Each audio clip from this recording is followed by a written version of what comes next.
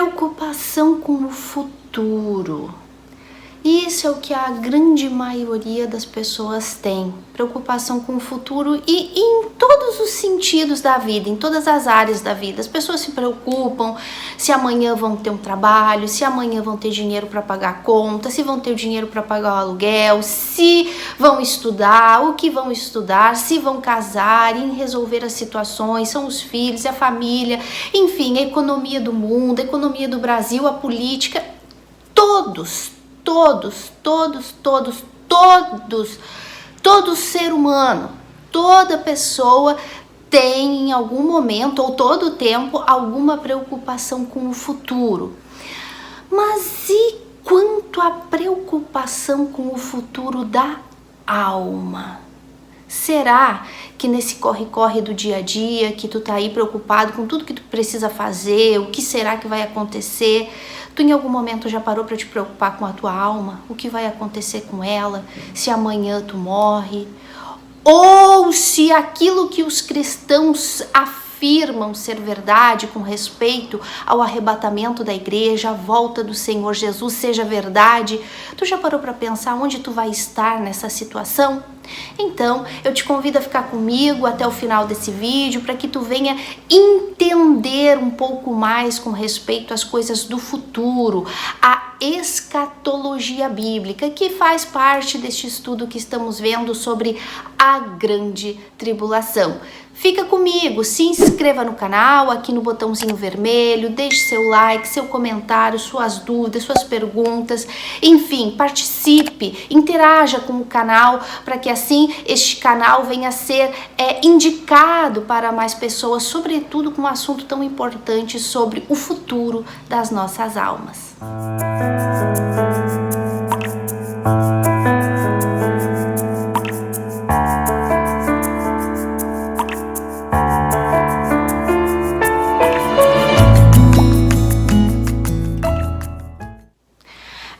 Gente, é tanta coisa acontecendo nos dias de hoje, é tanta preocupação, é tanta incerteza, é tanta insegurança.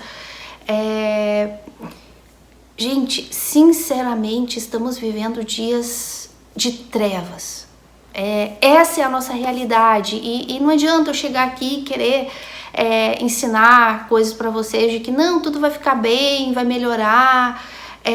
Não, sendo que a gente está vendo que a situação está cada vez piorando e não só as circunstâncias, mas as pessoas estão cada vez piorando mais.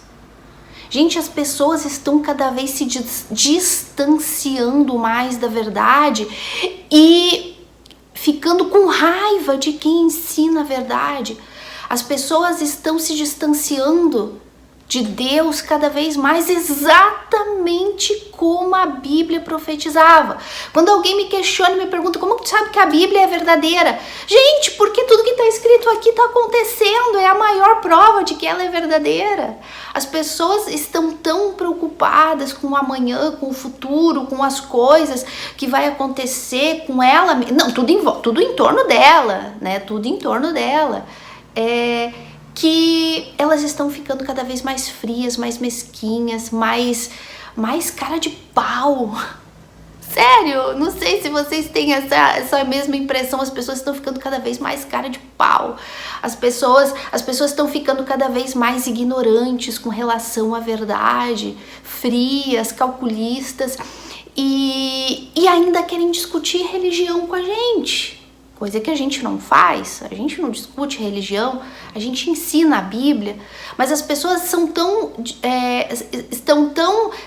ignorantes com respeito ao assunto da Bíblia e que porque elas têm ouviram alguma vez alguém falando alguma coisa que elas acham que é da Bíblia, porque mencionaram alguma coisinha da Bíblia, aí elas querem vir e usar essa coisinha que algum dia elas ouviram para querer discutir contigo a religião e dizer que elas são certas. Gente, tem um ditado que diz mais ou menos assim, né, que Quanto menos conhecimento, mais orgulhosa e soberba a pessoa é, né? Quanto mais conhecimento, mais entendimento das Sagradas Escrituras, mais a pessoa entende, sabe que ela não sabe nada, que ela não entende nada e que ela precisa da misericórdia de Deus para aprender. Agora, as pessoas mais ignorantes com respeito ao entendimento da palavra são as mais religiosas, são aquelas que querem discutir contigo.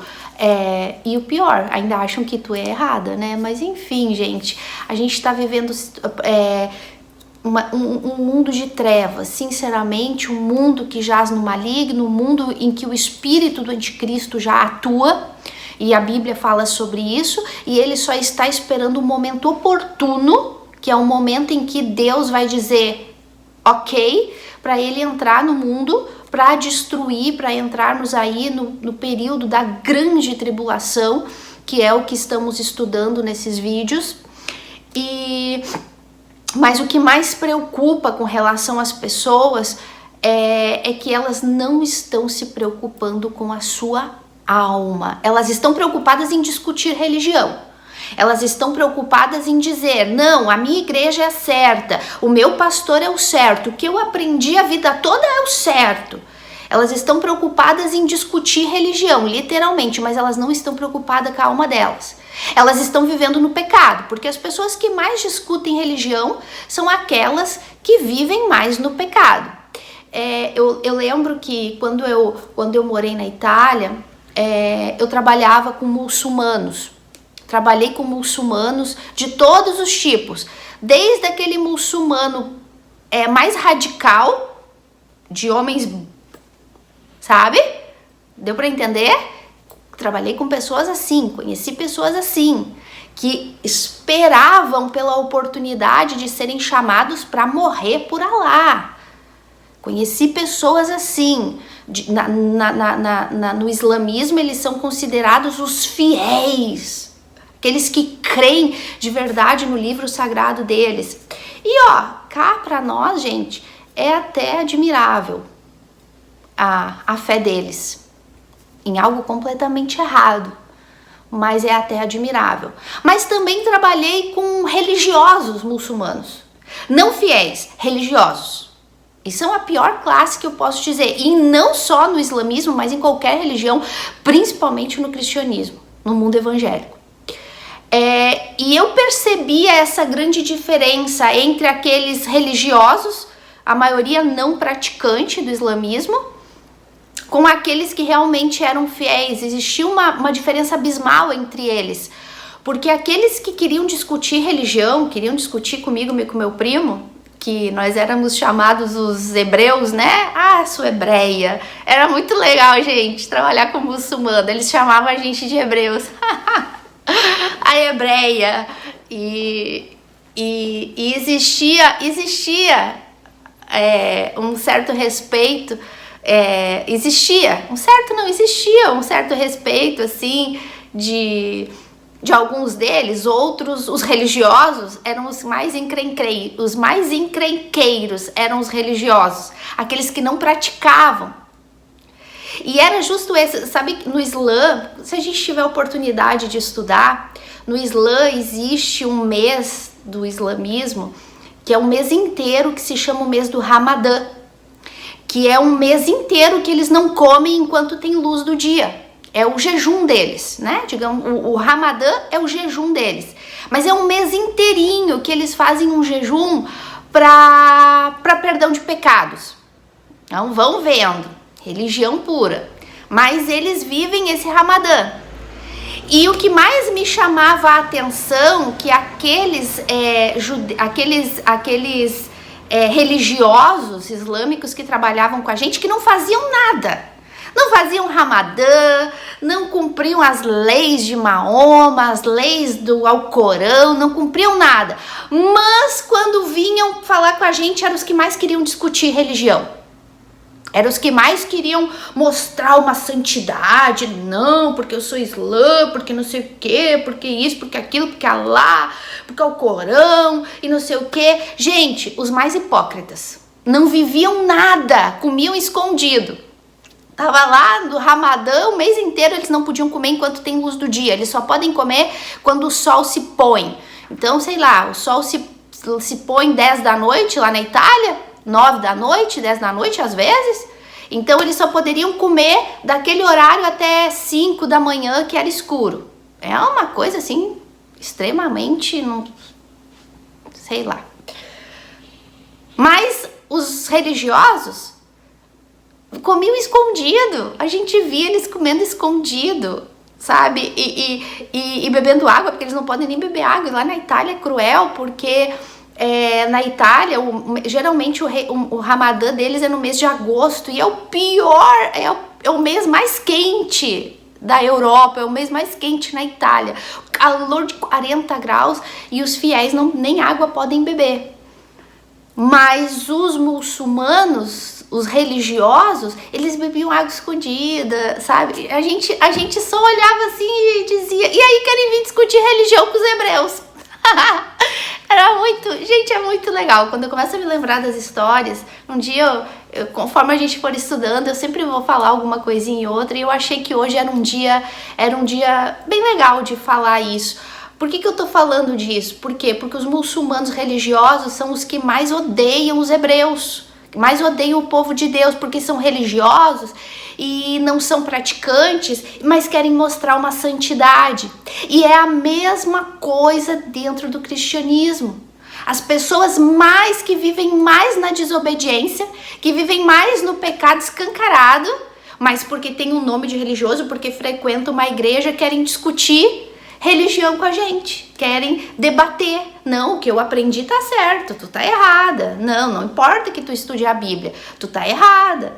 E o mínimo que eles dizem é que a gente tá errado, sem contar que chama a gente de endemoniado, de perturbado, enfim, falso profeta.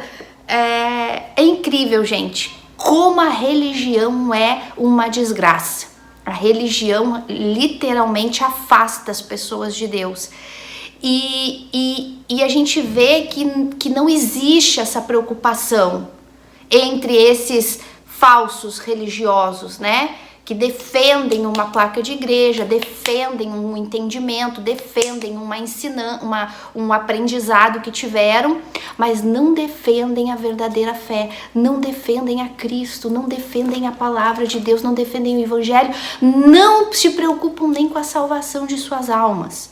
E aí é que a gente se preocupa, sabe? Às vezes a gente fica assim, às vezes até me animo a tentar falar alguma coisa, mas às vezes tu diz assim, quer saber? Não vale a pena. É como Jesus dizia, é jogar pérolas aos porcos, não vale a pena. Não vale a pena porque tu te desgasta, tu te entristece e às vezes tu fica até enraivada.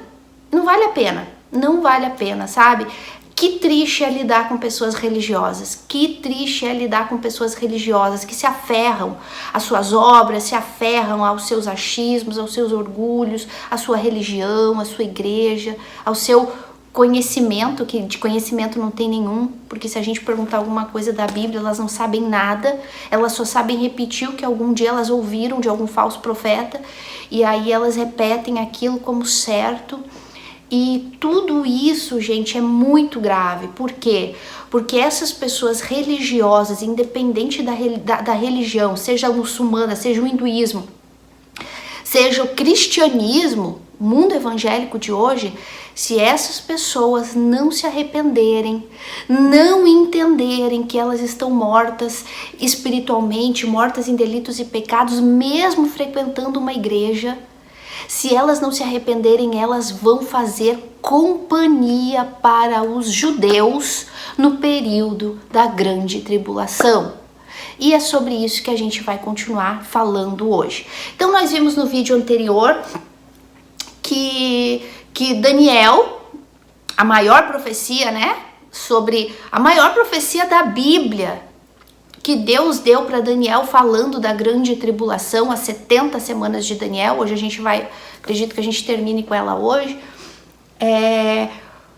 falando desse período de 7 anos que que foi decretado. A palavra aqui no original é decretado, né? Aqui escrito determinado, mas no original é decretado para Israel.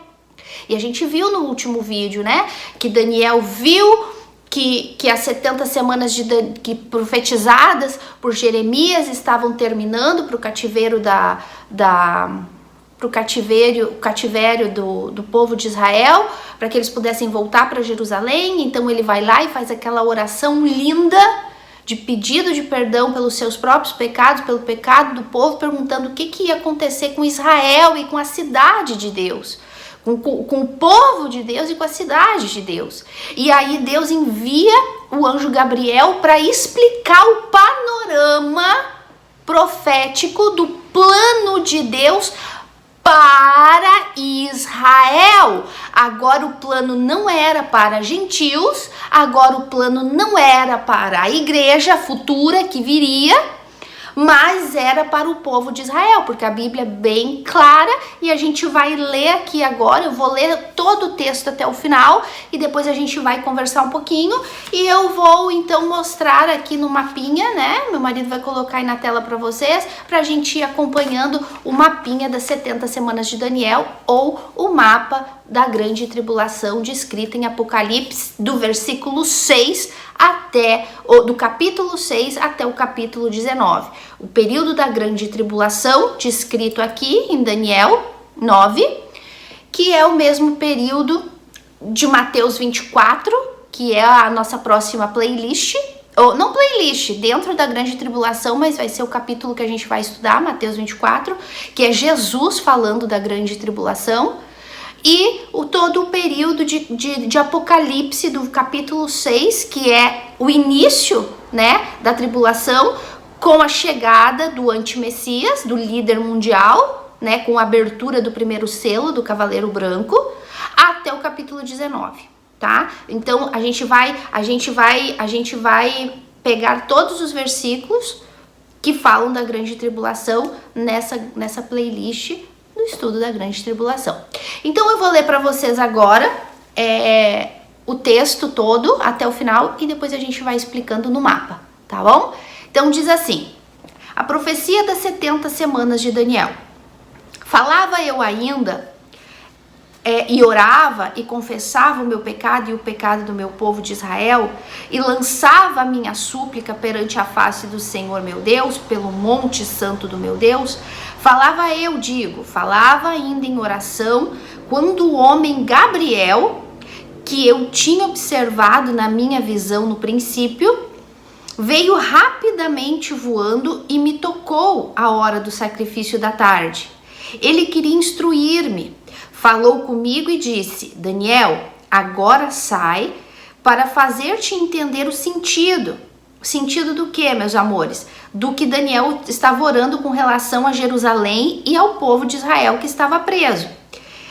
Ele queria instruir-me, sai para fazer-se entender-me o sentido. No princípio das tuas súplicas, aqui é o anjo falando com Daniel. No princípio das tuas súplicas saiu a ordem, e eu vim para te declarar, porque és muito amado. Considera, pois, essas coisas e entende a visão. Aí aqui agora vem a sentença. Daniel estava preocupado com o povo de Israel. E agora então vem aqui a sentença de Deus contra o povo de Israel.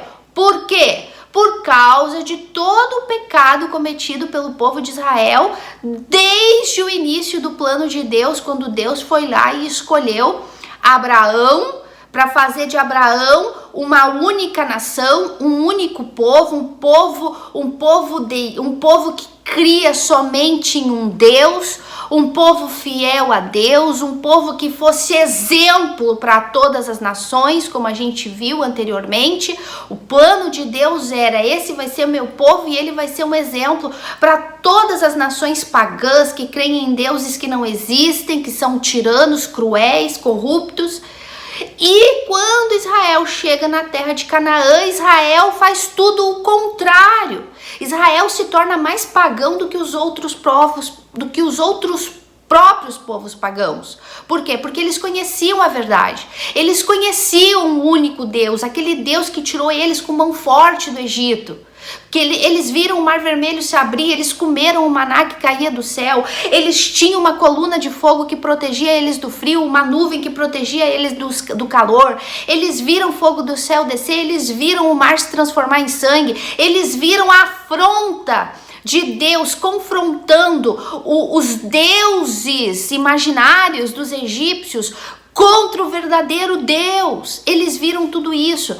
E eles, quando chegaram em Canaã, se esqueceram de tudo isso. Eles começaram a ver os povos pagãos sendo pagãos, né? Vivendo no pecado. E eles começaram a invejar estas nações e queriam ser igual a eles, a ponto de pedir um rei para Israel. Queremos um rei como as outras nações. Então, isso a gente vê o homem caído em seus delitos e pecados, na sua condição espiritual, querendo distância de Deus, não queriam ser governados por Deus. Exatamente como é hoje, as pessoas não querem ser governadas por Deus, pela verdade das Escrituras. Por isso elas preferem continuar na mentira, preferem continuar sendo guiada por líderes tiranos, que só querem arrancar tudo que elas têm e ainda, afinal de contas, impedir que ela entre no reino. Como Jesus disse uma vez para os fariseus hipócritas: vocês não entram no reino de Deus e não deixam os outros entrarem. Exatamente isso, gente, exatamente isso que acontece hoje no mundo do cristão moderno. Então, o povo de Israel pecou muito contra Deus, eles eram idólatras, eles passaram a ser pagãos, a adorar outros deuses, eles não obedeceram à ordem que a gente viu de dar descanso para a terra, eles eram infiéis. E por que era tão grave a infidelidade de Israel em relação aos outros povos? Porque os outros povos já nasceram assim, pagãos. E Israel não, Israel nasceu de um homem escolhido por Deus para que aquela nação fosse diferente. E aquele povo quis se igualar às outras pecaminosas, fazendo tudo errado. Então por isso que o pecado de quem conhece a verdade e não obedece à verdade, ou que despreza a verdade, é muito maior do que o dos outros. A condenação vai ser maior. Então, Israel pecou gravemente contra Deus desde o princípio. Por isso, agora veio a resposta. Veio a resposta de Deus para Daniel com relação ao julgamento de Israel. Por quê? Porque Daniel queria entender se depois dos 70 anos de cativério da Babilônia, eles voltariam para a terra e teriam paz. E Deus disse assim: calma aí, que a história para o teu povo e para a minha cidade está apenas começando. Eu ainda tenho que comer 1 quilo de sal com eles, como se diz o ditado. Eu ainda tenho que comer um pollito, como se diz no México, com Israel. Eu ainda tenho muitas contas para acertar com Israel. E aqui ele vem com a revelação dessa profecia para Daniel, para Israel. E ele diz assim: 70 semanas estão determinadas sobre o teu povo. E nós já vimos que aqui é Shabuas, né? Semana de anos, 7 por 7. Então, 70 semanas estão determinadas sobre o teu povo e sobre a tua santa cidade. O povo de Israel, Jerusalém, a santa cidade. Lembra que eu falei para vocês? Cada vez que tu vê um para na Bíblia, tu para, porque esse para significa um propósito. Então aqui, 70 semanas estão determinadas para um propósito, para Jerusalém e para Israel. Aí ele vem e fala: para fazer cessar a transgressão, para dar um fim aos pecados, para expiar a iniquidade, para fazer a justiça eterna, para selar a visão e a profecia e para ungir o Santo dos Santos. 6 propósitos Deus tinha ainda para trabalhar com Israel. Por isso que ele diz: 70 semanas estão determinadas para eu trabalhar com Israel. Não com gentios, não com igreja, porque aqui ainda a igreja nem existia. Gentil, sim. Povo incrédulo, enfim, os outros países, as outras nações. Igreja aqui nem existia. Isso era um mistério. Por isso que Paulo sempre fala dos mistérios, né, com relação à igreja. Sempre é um mistério, porque no Antigo Testamento eles não tinham ideia, porque para eles era ou gentios ou judeus. Ainda tinha uma terceira instituição que entraria na história do plano de Deus, que eu e tu fazemos parte dela, né? Então esse propósito das 70 semanas de Daniel era para acabar com o pecado de Israel, porque Israel era um povo pecador, por tudo isso que a gente já falou para vocês, acabar com a transgressão, dar fim ao pecado, espiar a iniquidade, toda a linguagem hebraica, espiar, né? A expiação dos pecados antigamente, no Antigo Testamento dos judeus, que era através do sangue dos animais, enfim, para trazer a justiça eterna. Que justiça eterna é essa? O reino milenial, milênio, né, de Cristo vivendo na terra, aí sim, com judeus, com a igreja, para selar a visão e a profecia, para que todas as profecias com relação ao Messias, ao reino messiânico, novo céu e nova terra, eternidade, viesse se cumprir. Tudo isso Deus determinou que durante 70 semanas ele usaria para trabalhar com Israel, esse propósito. E aí, e para ungir o Santo dos Santos. Aqui é para ungir o Santo dos Santos, o próprio templo, o próprio tabernáculo de Deus na terra, né? A unção do Santo dos Santos. A gente sabia que no templo existia um lugar, até determinado lugar que o pecador podia entrar, depois até um lugar onde o sacerdote podia entrar, e no Santo dos Santos o sumo sacerdote entrava uma vez por ano. Então, tudo isso vai se cumprir, são todos propósitos, tudo, nada se cumpriu disso aqui ainda. Tudo isso aqui vai se cumprir ainda, até terminar 70 semanas de Daniel, até a volta de Jesus, até Jesus entrar no templo em Jerusalém e lá ser ungido o Santo dos Santos, né? Esse lugar do tabernáculo, do templo. Então, tudo isso falta se cumprir para Israel, e Deus está explicando para Daniel.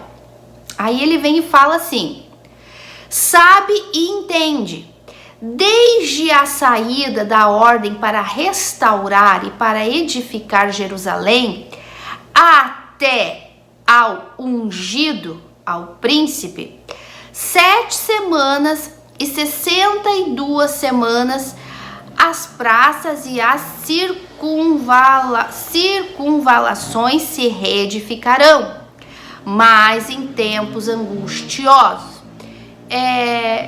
Eu vou ir lendo e vou explicando para não ficar confuso, tá? Então vamos lá. Eu acho que eu já vou colocar, eu já vou ir lendo aqui na folhinha e eu já vou pedir pro meu marido ir colocando aí para vocês ir acompanhando a explicação parte por parte. Eu ia fazer diferente, mas eu acho melhor fazer assim. Então vamos lá, diz assim. Eu vou acompanhar aqui na minha folhinha e vocês acompanham aí na tela, tá? Então vamos lá. 70 semanas estão decretadas sobre o teu povo, para a tua santa cidade, para fazer cessar a transgressão, enfim, o pecado e tudo isso. Aí ele vem e fala: sabe e entende, desde a saída da ordem para restaurar e para edificar Jerusalém até o ungido príncipe, 7 semanas e 62 semanas vão se passar para construção, para a edificação de Jerusalém, mas isso em tempos angustiosos. Então vocês podem acompanhar aí essa profecia nessa primeira partezinha em azul aí na tela, né? Aonde fala ali 7 semanas e 62 semanas. Lembrando que estamos falando de semana de anos, lembra? Shabuas. Então no original, que é 7 por 7. Então 7 semanas vezes 7 anos, então são 49 anos, mais 62 semanas. 62 vezes 7 são 434 anos. Então, se a gente soma 49 anos das primeiras 7 semanas e os 434 anos das 62 semanas de 7 anos, então nós temos aí quantos anos, meus amores? 483 anos. Em que momento da história se cumpriram estes 483 anos para Israel? Vamos lá. Estamos falando aí da profecia de Daniel 9, das 70 semanas de Daniel, ok? 70 semanas estão decretadas sobre o teu povo. 70. Aí vem a explicação. Já se passaram 7 semanas e já se passaram 62 semanas. Ou seja, 69 semanas de anos já se passaram. Quantas semanas a profecia ensina, meus amores? 70. Se já passou 69, quantas faltam? 70 menos 69, falta o quê? Uma semana de 7 anos. Então, 7 semanas e 69 semanas dá um total de 483 anos. Se as 70 semanas de Daniel, que são de 7 anos, 7 por 7, 490 anos.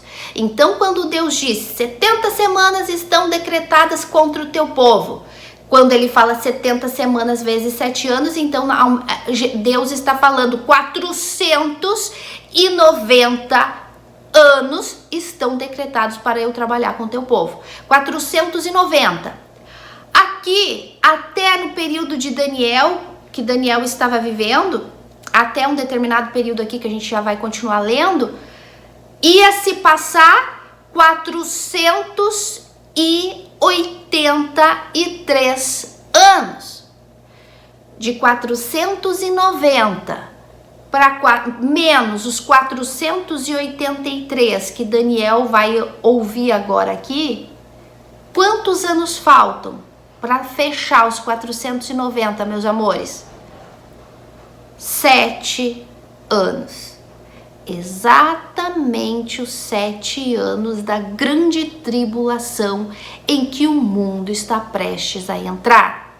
Então, quando a gente fala das 70 semanas de Daniel, estamos falando da grande tribulação. Deu para entender até aqui? Então, se vocês veem aí na tela, as 49 anos mais os 434 anos, que é isso que a gente vai ler agora, passaram-se aí 483 anos, né? Então ele fala, sabe e entende, desde a saída da ordem para restaurar e para edificar Jerusalém até o ungido príncipe, 7 semanas e 62 semanas vão se passar. Ou seja, essa ordem aqui, meus amores, que fala aqui em Daniel 25, no versículo 25, é a ordem que foi dada para Neemias, lá no livro de Neemias, para que Neemias voltasse para Jerusalém para reedificar os muros. Um tempinho antes havia sido dada uma ordem, isso é histórico, tá? Isso tu pode até acompanhar na história mesmo, e é bíblico. Alguns anos antes, o rei havia dado ordens para Zorobabel para ir reconstruir o templo. Depois ele deu uma nova ordem para Esdras ir reconstruir as praças e as cidades, e por fim ele dá uma ordem para Neemias voltar e reconstruir os muros da cidade, então para reedificar Jerusalém. E tudo isso é muito claro, porque fala aqui, ó, se reedificarão, mas em tempos angustiosos, né? As praças e as que palavrinha, né? Circunvalações se reedificarão, mas em tempos angustiosos. Tudo isso aconteceu, meus amores. Todo o período, se vocês lerem o livro de Esdras, se vocês lerem o livro de Neemias, vocês vão ver que essas ordens que foram dadas para eles ir para reconstruir o templo, aí vocês podem ver aí nessa primeira partezinha, né, de azul, aí embaixo, que é para reconstrução do templo, mas também para reconstrução da cidade, das praças, levantar os muros. Tudo isso foi em tempos angustiosos. Por quê? porque havia muitos inimigos em volta de Israel, os samaritanos que eram contra a reconstrução do templo, porque lembra que os samaritanos diziam que não era no templo que se adorava? Então existia muito conflito entre samaritanos e judeus. Conflito, Israel sempre teve conflito com todas as pessoas, e a gente vai continuar lendo aqui, que vai ser até o final, por causa de todo esse pecado. Então eles diziam que eles não tinham autorização para construir, e aí não permitiam, daí tinha que ter uma outra autorização do rei Artaxerxes e Dario e Ciro, um monte de autorização para construir esse templo e esses muros, até que então, no final, né, Artaxerxes dá a autorização para Neemias, e ele vai para construir tudo isso com tempos angustiosos, muita gente morreu, enfim, tudo isso aconteceu. Então, em 45 a.C., né, em 445 a.C., a ordem para Neemias para reconstruir, reedificar aí a cidade, né? Então, depois, no versículo 26, depois das 62 semanas, será morto um ungido. Vamos lá. Então, diz assim: no primeiro período de 7 semanas e 49 semanas, vai ser dada a ordem para a reconstrução do templo, para a reconstrução da cidade, até o ungido príncipe, até o Senhor Jesus. Essa data, eu não vou ficar entrando muito em detalhes com datas, gente, para não ficar muito cansativo o vídeo. Seria interessante, mas eu sei que as pessoas não têm paciência. E é legal porque quando a gente estuda as datas, a gente vê o quanto Deus é preciso, o quanto Deus é detalhista com as datas, com as ordens bíblicas, né? Então, desde a ordem para a reconstrução do templo até a entrada de Jesus ali nas vésperas da Páscoa, da morte dele, quando Jesus entrou com um burrinho ali em Jerusalém, que o pessoal lançava lá as roupas e as palmas para ele, desde a ordem da saída até o ungido príncipe, até a entrada de Jesus, antes da morte dele, passariam-se 483 anos. 7 semanas e 62 semanas, 483 anos se cumpririam. Por que que parou? Se é 490 anos para trabalhar com Israel por causa do pecado, da transgressão e iniquidade de Israel, pela falta de gratidão desse povo com Deus, 490 anos seria decretado para o castigo deles, né? E passaram-se 483 até a entrada de Jesus, até o Messias ungido. Então, a gente vê aí que para as 490 falta uma semana para se cumprirem, exatamente a semana da grande tribulação. Por que Deus parou o relógio profético dele com Israel aí? Porque lembra que a gente falou no último vídeo,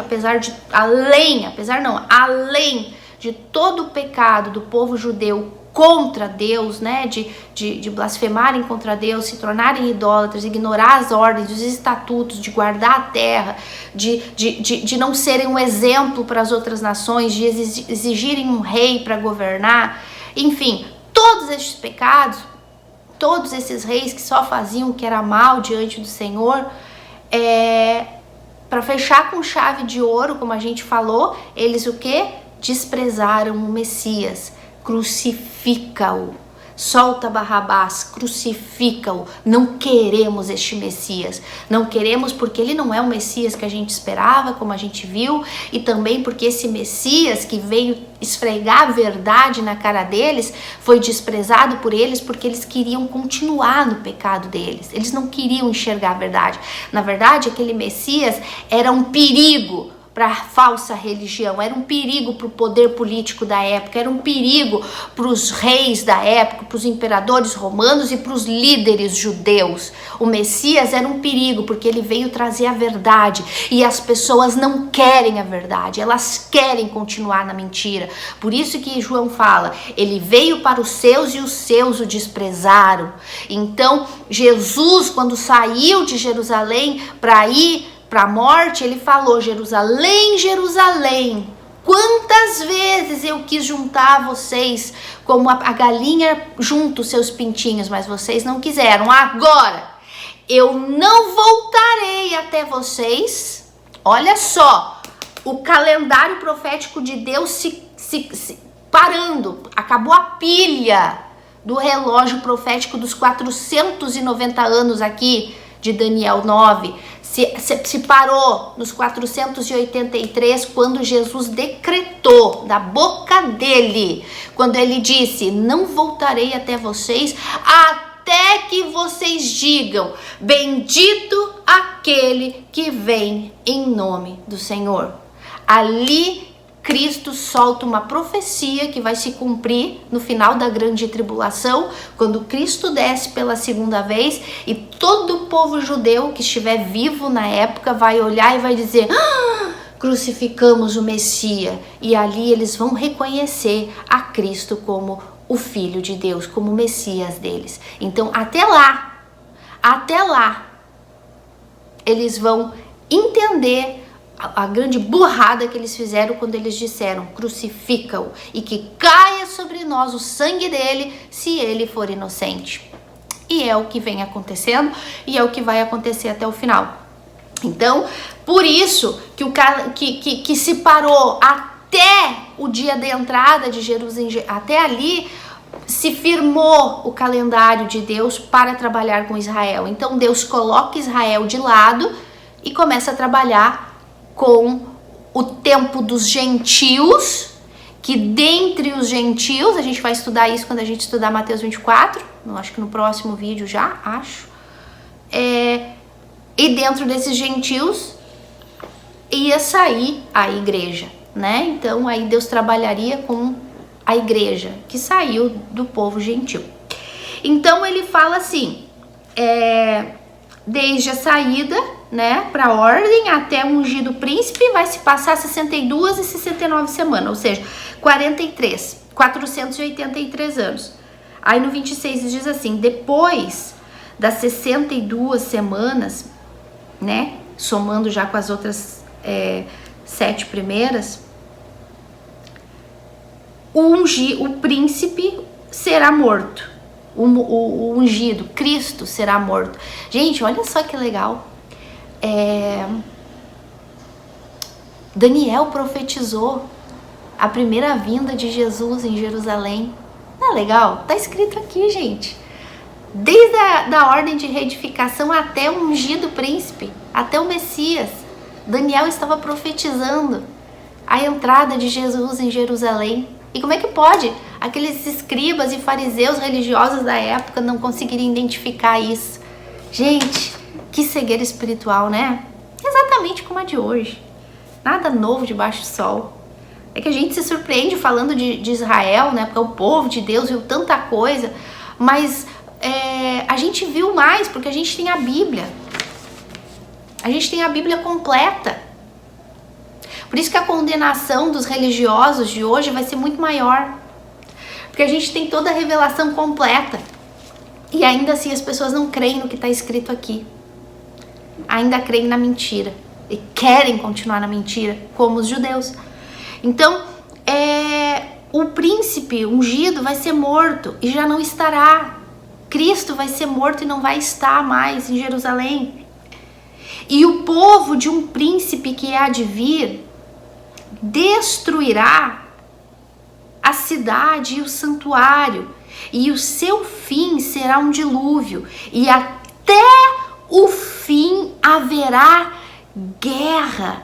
Dissolações são determinadas. Olha só, depois que Jesus entra na cidade, vamos lá, vamos acompanhar aí no mapinha, tá? Então, a primeira partezinha azul ali foi a ordem para edificar Jerusalém, edificar o templo. Então se passaram ali 483 anos.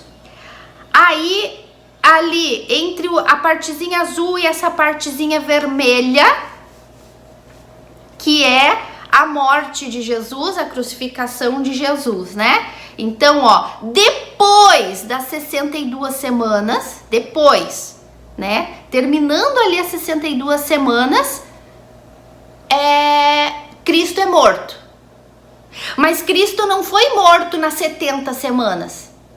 Ele foi morto terminando as 62 semanas. E ali para o calendário de Deus. Porque Cristo disse, agora vocês vão ficar de lado. Agora eu vou voltar a trabalhar com vocês só lá no final.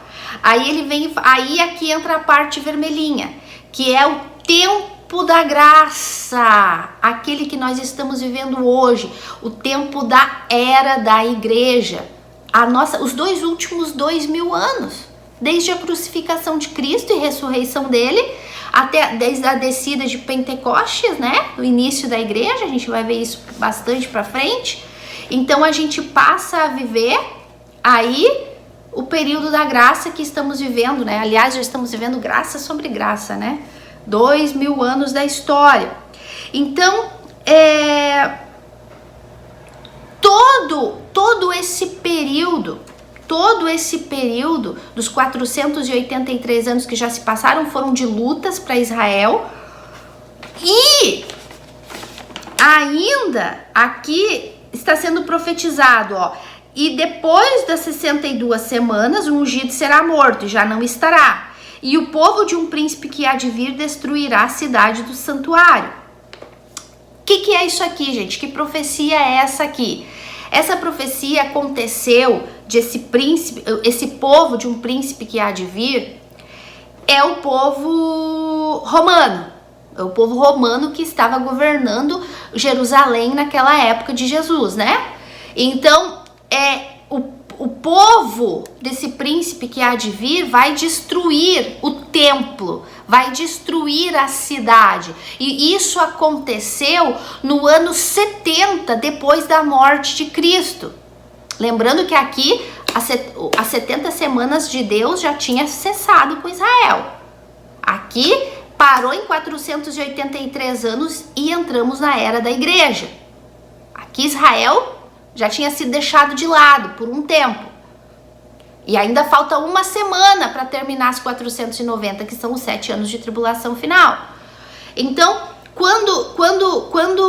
quando aconteceu essa profecia aqui, 70 anos depois de Cristo, quando Tito, o general romano, entrou em Jerusalém e destruiu o templo. Destruiu o templo pela segunda vez. A primeira vez o templo tinha sido destruído por Nabucodonosor quando levou Israel cativo para Babilônia. Agora aqui Tito, um general romano, entra e destrói o templo pela segunda vez. O templo que foi reconstruído por Zorobabel, por Esdras, por Neemias em tempos angustiosos, foi reconstruído e foi depois remodelado por Herodes, né? Foram feitas mais coisas lindas, né? Que todo mundo se admirava. Herodes fez. Esse templo foi destruído por Roma. Foi destruído por Tito, que era o povo romano da época, 70 anos depois de Cristo. E aqui existe muita confusão com relação a quem acredita que a igreja vai passar pela grande tribulação por causa dessas más interpretações daqui de Daniel 7. Porque muitos acham que porque essa destruição aqui foi parte da profecia de Daniel, eles acham que desse período de Cristo até hoje nós já estamos vivendo o milênio, enfim, uma confusão muito grande que a gente vai ver com bastante detalhe daqui pra frente, tá? Então a gente vai estudar mais ou menos, digamos assim, as duas maneiras de que eles interpretam errado, e a gente vai interpretar da maneira bíblica correta para vocês saberem o porquê que eles se confundem tanto. Então, essa destruição aqui aconteceu no ano 70. Depois de Cristo, o templo foi destruído. E por que essa profecia aqui, se a gente continuar lendo aqui, né, vai destruir o santuário, o seu fim será num dilúvio, até o fim haverá guerra e dissolações são determinadas. Aqui a gente já tá vendo outra profecia, que é o que Israel vem vivendo e vai viver até o período da grande tribulação, porque o final de Israel vai ser, sempre foi guerra em Israel, sempre foi, Israel nunca teve paz. Israel sempre foi perseguido pelos inimigos. Eles foram espalhados pelo mundo inteiro depois dessa destruição do ano 70 pelos romanos. Eles foram espalhados, eles não tinham mais uma cidade, eles não tinham mais uma nação, eles não tinham mais um templo para oferecer sacrifício. Olha o castigo. Esse povo idolatrava esse templo para oferecer sacrifícios para Deus. E o templo deles foi destruído. Agora eles não tinham mais como oferecer sacrifício pelos seus pecados. Por quê? Por que Deus permitiu que eles passassem por este castigo? Para eles entenderem que eles não precisavam mais de um templo e de animais para sacrificar por seus pecados. Porque Cristo já tinha morto pelos pecados deles. Olha, gente, que coisa triste. Meu Deus, quando a gente começa a entender a história e a gente vê que povo incrédulo, né? E como nós somos incrédulos também. Mas enfim, então Israel nunca teve paz, sempre foi dissolações e guerras e tempos angustiosos e vai continuar sendo até o final do período da grande tribulação, que é para Israel, porque é isso que a gente está vendo aqui. A profecia de Daniel, ela é cronológica, ela é perfeita. 483 anos Israel vinha sofrendo e continuava sofrendo e vai continuar sofrendo para pagar por todos os pecados que eles cometeram contra Cristo, contra Deus, e continuam até hoje, porque até hoje eles negam o Messias.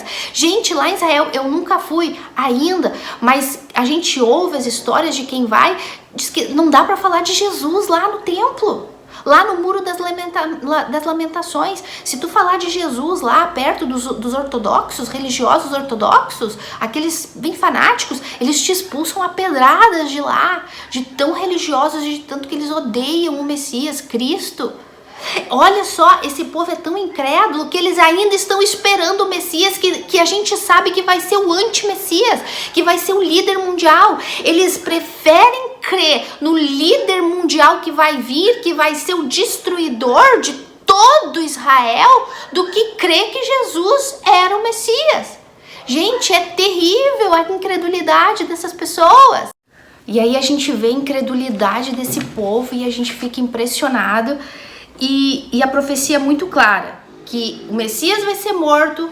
Depois que o Messias ser morto, depois das 62 semanas, o povo de um príncipe que há de vir, o povo romano vai vir, vai destruir o templo, e Israel vai ser espalhado pelo mundo inteiro e já não vão ter mais templo para cumprir seus sacrifícios e vão ficar perdidos até a volta do Senhor Jesus de novo, né? Então, e aí ele vem aqui e agora vem com a profecia da última semana, as 70 semanas, lembra, não é o que a gente está falando? 70 semanas de Daniel, 490 anos para acabar com o pecado de Israel, 483 já se passaram, agora falta um, e daí diz assim no versículo: ele fará, esse príncipe que há de vir, que a gente sabe que é o anti-Messias, que é o líder mundial, que é o que os judeus esperam até hoje, os ortodoxos, os radicais, que eles estão esperando porque eles não creem em Jesus até hoje.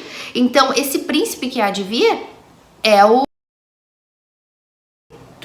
Falei, o anti-Messias. E a gente vai estudar uma playlist só falando dele. E aí ele diz assim, ó: ele fará firme aliança com muitos por uma semana, e na metade da semana fará cessar o sacrifício e a oferta de manjares. Sobre a asa das abominações virá o assolador, até que a destruição que está determinada se derrame sobre ele. Então, vamos lá.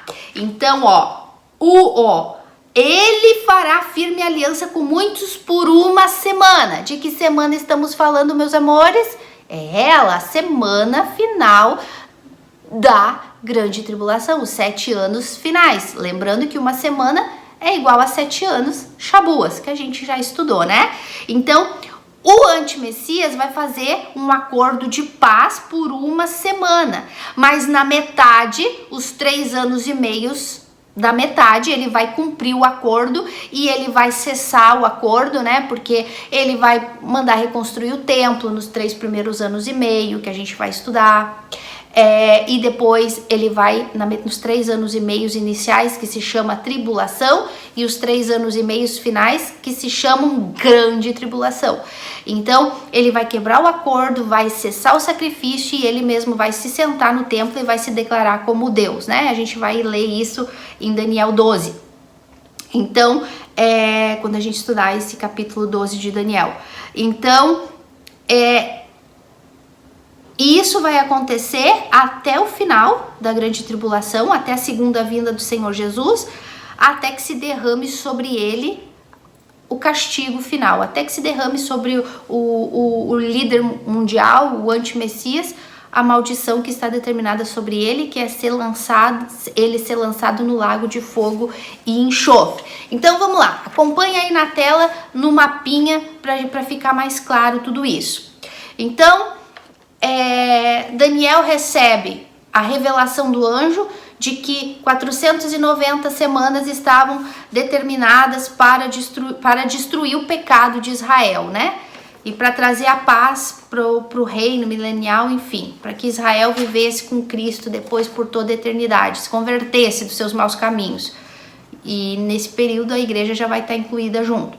Então ele explica que 7 semanas e 62 semanas se passaram desde a construção, desde a ordem para construir o templo, até algo que ainda iria acontecer.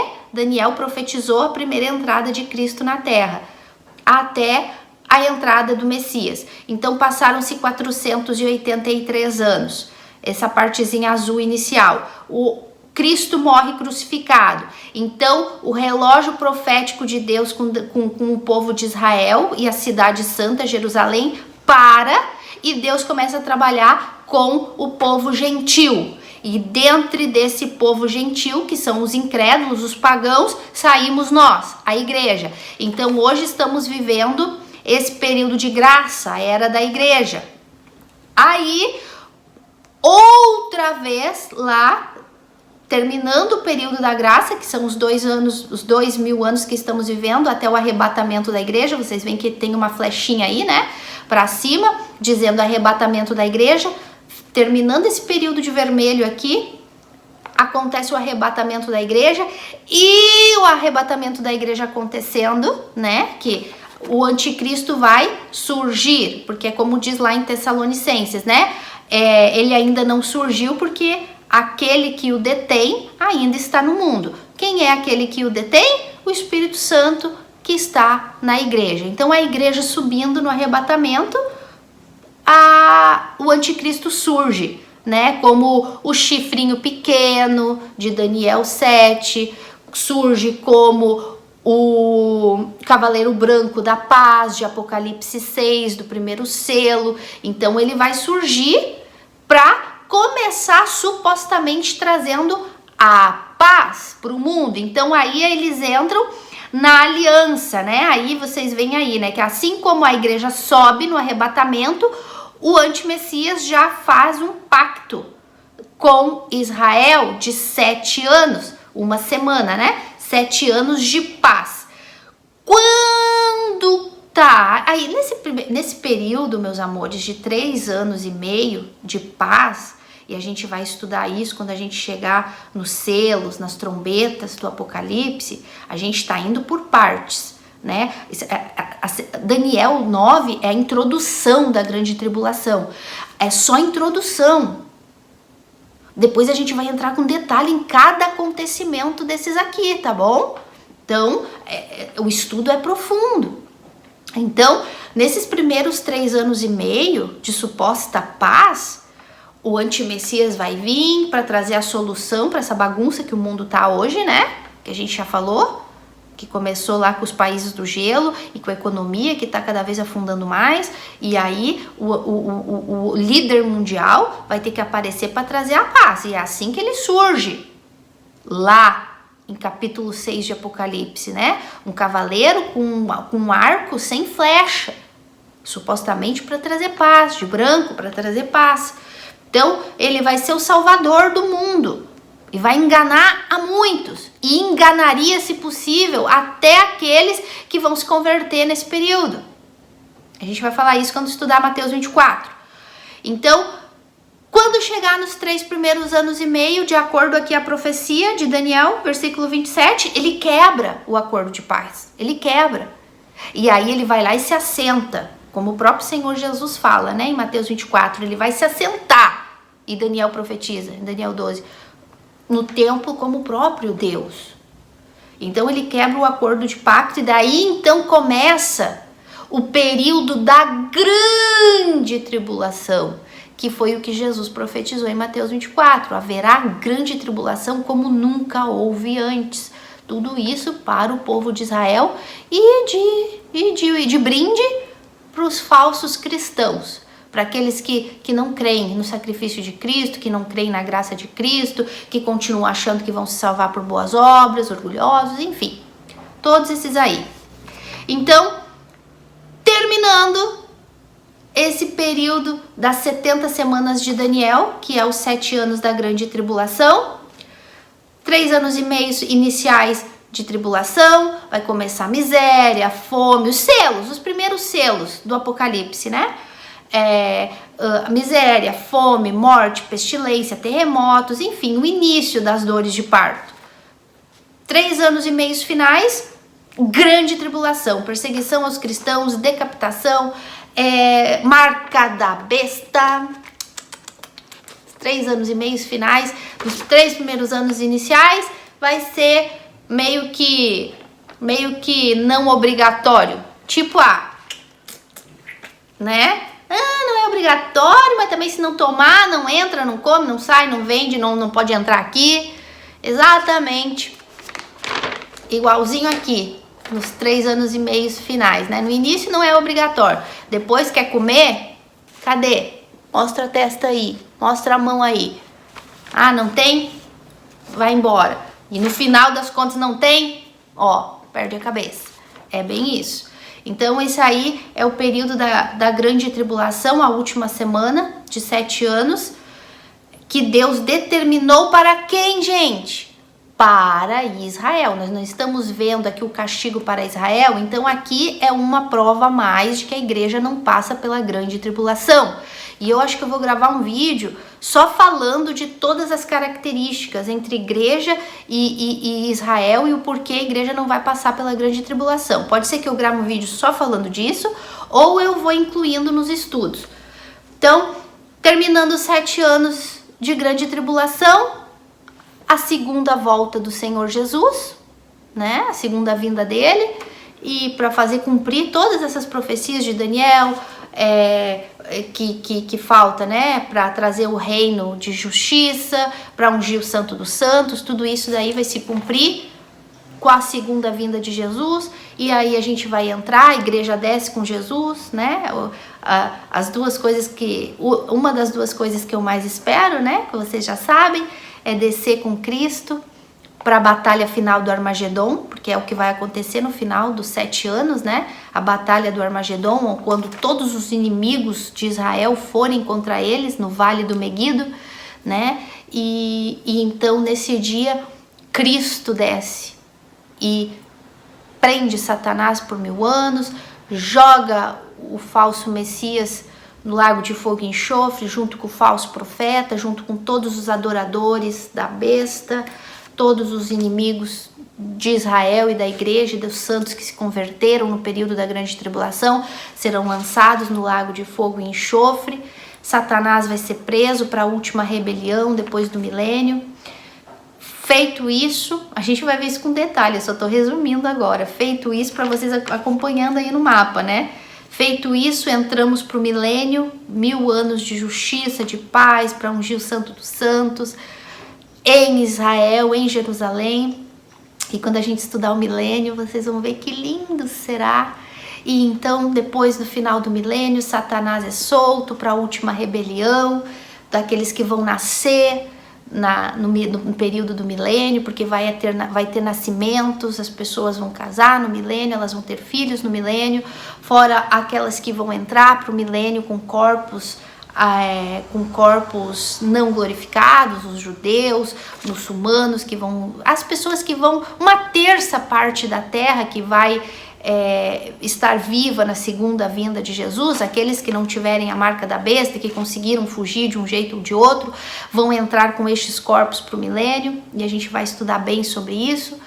E aí então vai nascer pessoas, vai ter gente não regenerada no milênio, e então Satanás é solto no final do milênio para a última rebelião, quando ele mesmo vai ser lançado no lago de fogo, e a morte também, e o inferno, e todos os inimigos de Deus serão lançados no lago de fogo. Então nós entramos então por fim na eternidade com Deus, né? Então, meus amores, esse é o mapinha. Depois vocês vai ficar aí na tela, depois vocês parem ele, né? Coloquem um pause e vão vendo passo por passo tudo o que está prestes a acontecer e que foi profetizado por Daniel no capítulo 9 das 70 semanas, que é a grande tribulação, e Daniel vai falar mais sobre isso no capítulo 11, no capítulo 12, e depois Jesus fala em Mateus 24, e depois a gente vai entrar profundo nos acontecimentos mesmo, no calor dos acontecimentos, quando a gente começar a estudar Apocalipse a partir do capítulo 6. Tá bom, meus amores? Mas que fique claro, gente, porque fique claro, a igreja não vai passar pela grande tribulação. Aqui é uma prova disso, porque a grande tribulação foi decretada para Israel. Claro, aqueles que não creem em Jesus também vão passar pela grande tribulação. Ficou claro até aí? Outro motivo também pelo qual a igreja não vai passar pela grande tribulação, porque quando a gente vai para o livro de Apocalipse, a gente vê capítulo 1, capítulo 2, capítulo 3, Cristo exortando a igreja ao arrependimento. No livro de Apocalipse, que é o capítulo da revelação, do tempo do fim, revelado para João pelo próprio Senhor Jesus, a igreja só aparece no capítulo 1, capítulo 2 e capítulo 3, que é Cristo exortando a igreja ao arrependimento. No capítulo 4 e no capítulo 5 a gente vê a igreja onde? No céu! No capítulo 4 e capítulo 5, a igreja já não está na terra, a igreja já está no céu, recebendo coroas, recompensas, adorando a Deus. Capítulo 6 inicia o que na terra? Com a chegada do falso Messias, do líder mundial. Capítulo 6, abertura do primeiro selo. Quem chega na terra? Anti-Messias. Começa então o período da grande tribulação. Aonde que a igreja está? No céu. Do capítulo 6 até o 19, que descreve com detalhe a desgraça que esse mundo vai entrar, que se chama 70 semanas de Daniel, que se chama grande tribulação, a igreja não aparece. A igreja aparece até o capítulo 3 na terra. Até aí não aconteceu o arrebatamento ainda. Do capítulo 4 e 5 é a igreja no céu. E do capítulo 6 até o 19, que é o período da grande tribulação, a igreja não aparece. A igreja só volta a aparecer lá no 20, no capítulo 21 e 22, 20, 21 e 22, quando fala do novo céu, da nova terra, do milênio, a noiva do cordeiro que desce do céu para governar com Cristo no milênio e por toda a eternidade depois com Deus. A igreja volta a aparecer como noiva do cordeiro, como a esposa do cordeiro, né? Porque daí já vai ter uma boda, né? Agora é noiva, depois já vai ser esposa do cordeiro, como uma noiva ataviada. É lindo lá, capítulo 21 e 22, né? Descrevendo a gente, a igreja. Então, meus amores, a igreja não passa pela grande tribulação. Aqueles que dizem que a igreja passa pela grande tribulação não conseguem discernir a diferença entre as três instituições, igreja, gentios e Israel. São erros de interpretação, é por interpretar a Bíblia de forma alegórica e não de forma literal. Para eles a gente já está vivendo o milênio. Ai, gente, é uma loucura que não dá nem para acreditar, mas quando a gente estudar melhor Mateus 24, a gente vai estudar. Mas deu para ficar claro até aqui, gente, que a igreja não passa pela grande tribulação, porque é muito clara a profecia de Daniel, capítulo 9, que a grande tribulação é para Israel. Então, meus amores, isso aqui é a introdução da grande tribulação. Daqui para frente a gente vai continuar ainda. Acredito que o próximo a gente já começa com Mateus 24, né? A famoso Mateus 24, que fala da parábola da figueira. Será que essa parábola da figueira é realmente aquilo que a gente sempre ouviu falar? Será que quando fala lá em Mateus 24, um será tomado, outro será deixado, está falando do arrebatamento? A gente vai estudar sobre isso, acredito, no próximo capítulo. Se eu não deixei nada para trás, a gente volta com Mateus 24. Eu espero e oro a Deus que o Espírito Santo convença vocês dessas verdades e que vocês fiquem tranquilos, Igreja do Senhor Jesus, porque nós não vamos estar aqui quando o mundo começar a pegar fogo. Eu me despeço de vocês e até a próxima.